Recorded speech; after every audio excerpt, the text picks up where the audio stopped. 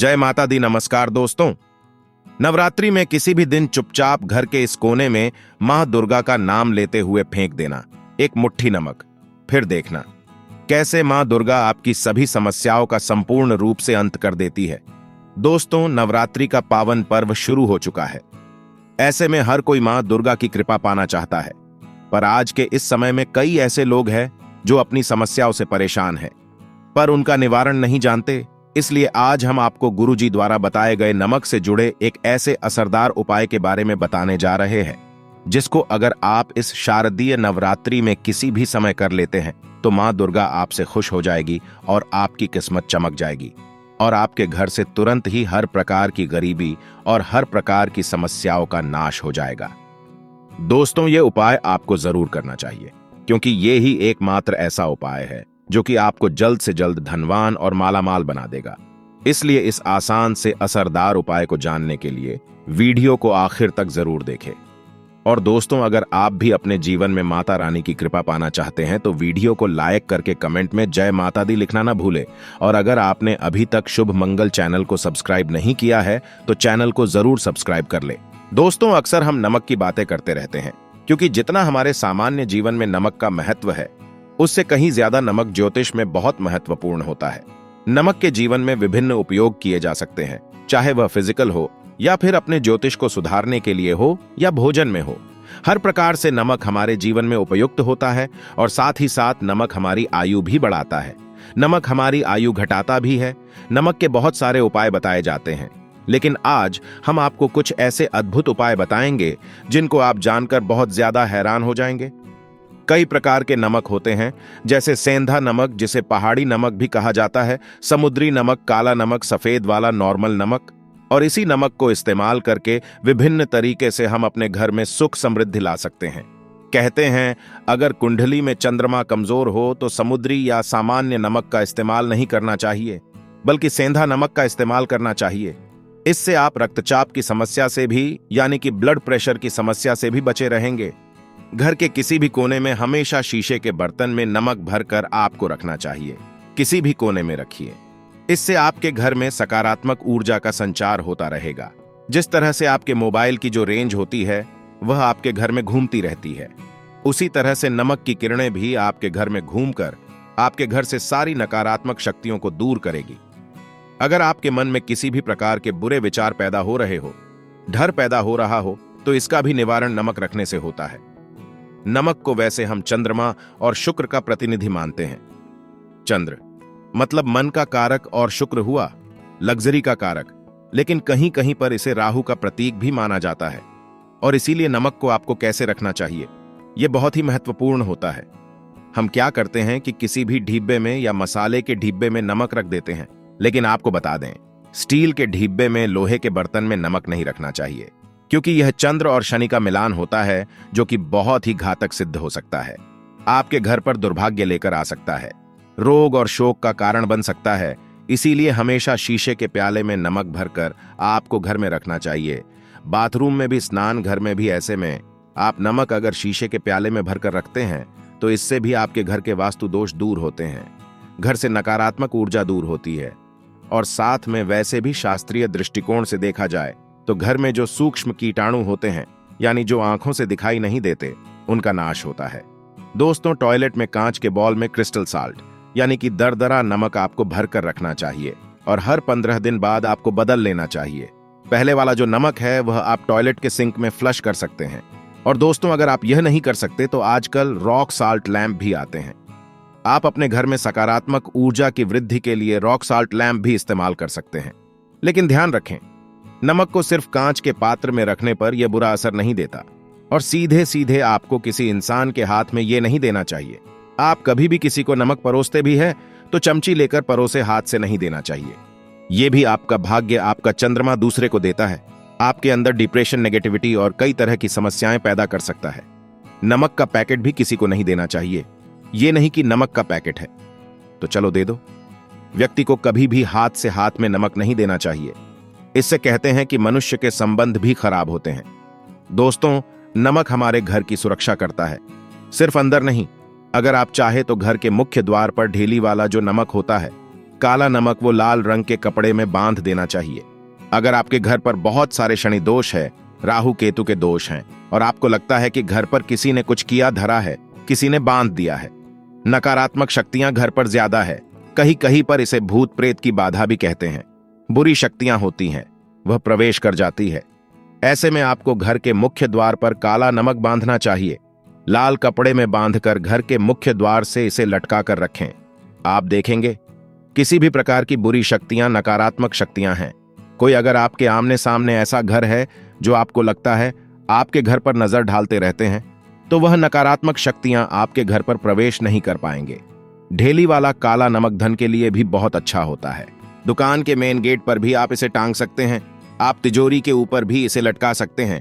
इससे भी दिन दुगनी रात चौगुनी उन्नति होने लगती है। दोस्तों, नमक को जब आप रखते हैं तो उसमें 4-5 लौंग भी डाल दें। अगर आप धन के लिए करना चाहते हैं तो धन की आवक शुरू होने लगती है। घर में पैसे की अगर बरकत नहीं होती है तो पैसे की बरकत होने लगती है।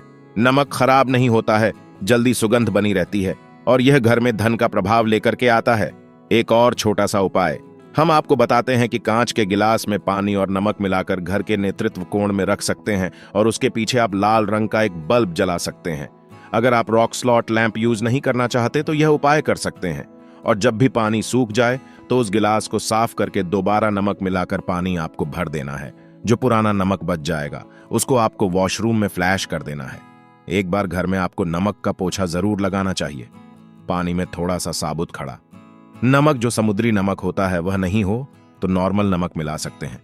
वो मिलाकर आपको पोछा लगाना चाहिए। सिर्फ गुरुवार के दिन आपको यह काम नहीं करना चाहिए, बाकी दिन भी कीजिए और इससे घर की नकारात्मक ऊर्जा नष्ट हो जाती है। दोस्तों, नमक को बरसों से प्राचीन काल से बच्चे की नजर उतारने के लिए काम में लिया जाता है। कहते हैं एक चुटकी नमक उतार कर पानी में बहा दो या नमक और साथ राई के साथ लाल मिर्च लेकर साथ नमक की थैली लेकर के उसे बच्चे के ऊपर से या जिस भी व्यक्ति के ऊपर लगता है कि किसी ने कुछ किया धराया है या नजर दोष हुआ है, किसी की बुरी नजर लग गई है, तो 7 बार इसको घुमा देना चाहिए। फिर आग की लकड़ी या गैस के ऊपर आपको जला देना चाहिए। और जब भी नजर उतारने के लिए आप वरीफेरी करते हैं तो आपको बाएं हाथ का इस्तेमाल ज्यादा करना चाहिए। अगर आप ज्यादा असर चाहते हैं कि जल्दी बच्चे की नजर उतर जाए तो उसको उतारने के लिए आपको बाएं हाथ का इस्तेमाल करना चाहिए। एक चीज नजर उतारते समय हमेशा ध्यान रखें कि जब किसी की नजर उतार रहे हैं तो एक तो वह अपने से बड़े उम्र का व्यक्ति हो, उसको ही नजर उतरनी चाहिए। और अगर छोटी उम्र का भी है तो उसके अंदर बहुत सारी पॉजिटिविटी होनी चाहिए, वो भगवान से जुड़ा हुआ होना चाहिए। अध्यात्म उसमें बहुत ज्यादा स्पिरिचुअल हाई लेवल पर होना चाहिए, तभी अपनी से छोटी उम्र के लोगों से आप नजर उतरवा सकते हैं। अगर किसी बच्चे को ऐसे भी नजर लग गई है तो आप सूखी लाल मिर्च ले सकते हैं, राई और प्याज के छिलके आप इसके साथ ले सकते हैं।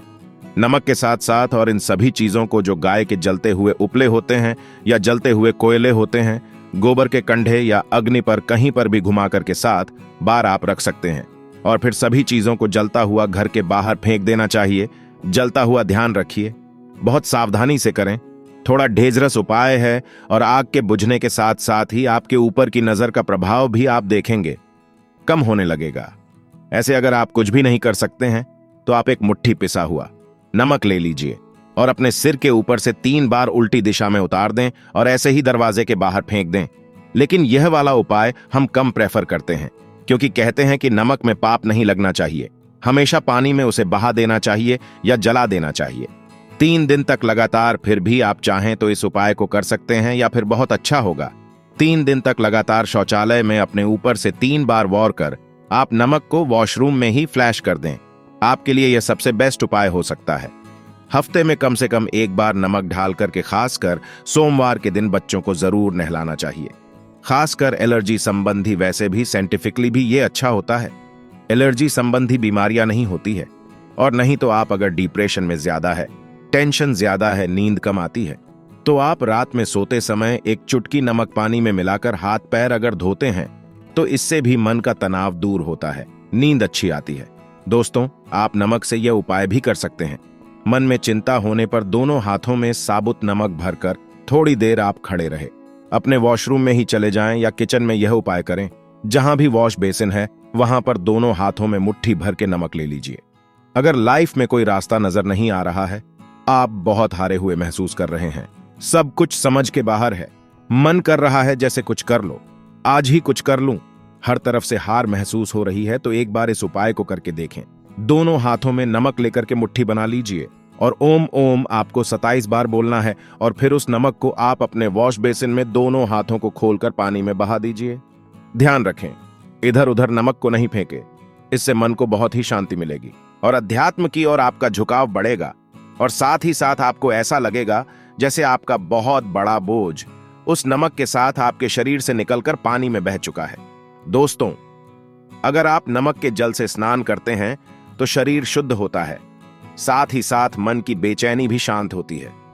पति और पत्नी किसी भी बात को लेकर अनबन करते हैं, बात बात पर गृह क्लेश होता है, मानसिक अशांति होती है, तो भी सेंधा नमक का एक टुकड़ा अपने बेडरूम में एक कोने में रखना चाहिए।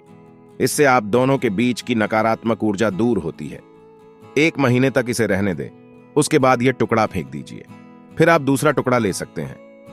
आप चाहे तो सोते समय अपने सिरहाने भी नमक रख सकते हैं। इस बात का ध्यान रखिए कि हमेशा सिरहाना आपको पूरब में यानी कि ईस्ट में रखना चाहिए या साउथ में, और फिर अपने बेड के साइड में जहां पर जगह हो वहां पर सेंधा नमक एक कांच की कटोरी में रखें। तो दोस्तों, नमक बहुत ही अचंभित करने वाली चीज है, बहुत ही फायदेमंद चीज है। जहां नमक के बिना भोजन बेस्वाद लगता है, नमक के बिना वही जिंदगी भी बेस्वाद है। नमक के बिना तो थोड़ा सा स्पाइस नमक ढालिए और थोड़े से मसाले अपने जीवन में ढालिए, और फिर देखिए कैसे आपकी जिंदगी खुशनुमा होती है। तो दोस्तों, ये थे नमक के उपाय जो आपको इस नवरात्रि में जरूर करने चाहिए। वही दोस्तों, मां दुर्गा को लौंग का जोड़ा सबसे प्रिय है और उनकी पूजा में लौंग चढ़ाने का विशेष महत्व माना जाता है। नवरात्रि में लौंग के जोड़े के उपाय बहुत ही असरदार माने जाते हैं, इसलिए आइए आपको बताते हैं इससे जुड़े कुछ खास उपाय। आर्थिक संकट दूर करने के लिए लौंग का उपाय। नवरात्रि में मां दुर्गा को प्रसन्न करने के लिए एक पीले कपड़े में लौंग का एक जोड़ा रखकर उसके साथ 5 इलायची और 5 सुपारी रखकर मां दुर्गा को अर्पित करें। उसके बाद अगले दिन सुबह स्नान करके यह सामग्री कपड़े सहित अपनी तिजोरी में रख दें। ऐसा करने से आपके घर में सुख समृद्धि बढ़ेगी और मां दुर्गा प्रसन्न होकर आपको आर्थिक रूप से संपन्न बनाएंगी। नौकरी के लिए काफी दिन से हैं परेशान। अगर आप कई दिनों से नौकरी को लेकर परेशान हैं और काफी मेहनत करने के बाद भी आपको मनचाही नौकरी नहीं मिल पा रही है, तो नवरात्रि में रोजाना लौंग का एक जोड़ा अपने सिर के ऊपर से 7 बार उतारकर मां दुर्गा के चरणों में अर्पित कर दें। ऐसा करने से आपकी नौकरी से संबंधित सभी समस्याएं दूर हो जाएंगी और आपको मनचाही नौकरी मिल जाएगी। राहु केतु के अशुभ प्रभाव को दूर करने के लिए उपाय। नवरात्रि में राहु केतु के अशुभ प्रभाव से मुक्ति पाने के लिए हर रोज लौंग का एक जोड़ा शिवलिंग पर अर्पित करें। ऐसा करने से भगवान शिव की कृपा आप पर होगी और कुंडली से राहु केतु के अशुभ प्रभाव दूर होंगे। रोजाना करें लौंग कपूर का धुआं। नवरात्रि के 9 दिनों में रोजाना लौंग और कपूर का धुआं पूरे घर में रोजाना करने से आपके घर से अशुभ ऊर्जा और नकारात्मकता दूर होती है। रोजाना सुबह 9 दिनों तक इस उपाय को करने से आपके घर से सभी प्रकार की नकारात्मकता कम होती है। दोस्तों, अब हम आपको राशिनुसार कुछ सरल उपाय बताने जा रहे हैं जिससे आप मां दुर्गा को खुश कर सकते हैं। मान्यता है कि इन सरल उपायों से मां अपने भक्तों पर हमेशा मेहरबान रहती है और जातक के सभी कष्ट दूर करती हैं। मेष राशि वालों का स्वामी ग्रह मंगल हैं। इन्हें नवरात्रि के दौरान सिद्धिकुंजिक स्तोत्र का पाठ करना चाहिए और गरीबों की मदद करना चाहिए। मान्यता है कि ऐसा करने से मां दुर्गा की कृपा हमेशा बनी रहती है। वृष राशि के लोगों का स्वामी ग्रह शुक्र है। मान्यता है कि नवरात्रि के दौरान सप्तश्लोकी दुर्गा का पाठ करने से जातक के जीवन की सभी समस्याएं दूर होती हैं। मिथुन राशि के जातकों का स्वामी ग्रह बुध है। इन राशि वालों को दुर्गा सप्तशती का पाठ करना चाहिए। मान्यता है कि ऐसा करने से गृह क्लेश से मुक्ति मिलती है और शत्रुओं से छुटकारा मिलता है। कर्क राशि के जातकों का स्वामी ग्रह चंद्रमा है। नवरात्रि के दौरान इन्हें मां दुर्गा के साथ भगवान शिव की भी पूजा करना चाहिए। मान्यता है कि ऐसा करने से धन वैभव बढ़ता है और घर में खुशहाली आती है। सिंह राशि के लोगों का स्वामी ग्रह सूर्य है। इस राशि के जातक नवरात्रि के 9 दिनों तक सिद्धिकुंजिक स्तोत्र या रामचरितमानस का पाठ कर सकते हैं। मान्यता है कि ऐसा करने से मां दुर्गा के साथ भगवान राम भी प्रसन्न होते हैं। कन्या राशि के व्यक्तियों का स्वामी ग्रह बुध है। नवरात्रि में रोजाना इन्हें दुर्गा सप्तशती का पाठ करना चाहिए। मान्यता है कि ऐसा करने से सभी कार्यों में सफलता मिलती है और जीवन की बाधाएं दूर होती हैं। तुला राशि के लोगों का स्वामी ग्रह शुक्र है। इन्हें नवरात्रि के दौरान सप्तश्लोकी दुर्गा का 8 बार पाठ करना चाहिए। कहा जाता है कि ऐसा करने से धन दौलत और मान सम्मान में वृद्धि होती है। वृश्चिक राशि के व्यक्तियों का स्वामी ग्रह मंगल है। नवरात्रि में दुर्गा सप्तशती और रामचरितमानस का पाठ करना चाहिए। मान्यता है कि ऐसा करने से इन्हें सुख सौभाग्य का वरदान मिलता है। धनु राशि के लोगों का स्वामी ग्रह बृहस्पति है। नवरात्रि के दौरान धनु राशि के लोग दुर्गा सप्तशती का पाठ कर सकते हैं। कहा जाता है कि ऐसा करने से घर में सुख शांति आती है और जीवन में क्लेश से मुक्ति मिलती है। मकर राशि वालों का स्वामी ग्रह शनि है। नवरात्रि में सिद्धि कुंजिक स्तोत्र या सप्तश्लोकी दुर्गा का 9 बार पाठ करना चाहिए। मान्यता है कि ऐसा करने से माता रानी प्रसन्न होती है और अपनी कृपा बनाए रखती हैं। कुंभ राशि के व्यक्तियों का स्वामी ग्रह कुंभ है। कुंभ राशि के लोगों को नवरात्रि में राम रक्षा स्तोत्र और मां दुर्गा के नामों का स्मरण करना चाहिए। मान्यता है कि ऐसा करने से जीवन के सभी संकट दूर होते हैं। मीन राशि के जातकों का स्वामी ग्रह बृहस्पति है। इन्हें नवरात्रि के दौरान दुर्गा सप्तशती का पाठ करना चाहिए। मान्यता है कि ऐसा करने से घर में सुख शांति और खुशहाली आती है। तो दोस्तों, आपको हमारी वीडियो कैसी लगी हमें कमेंट में जरूर बताइएगा। साथ ही वीडियो को लाइक करके चैनल को जरूर सब्सक्राइब कर ले। जय माता दी।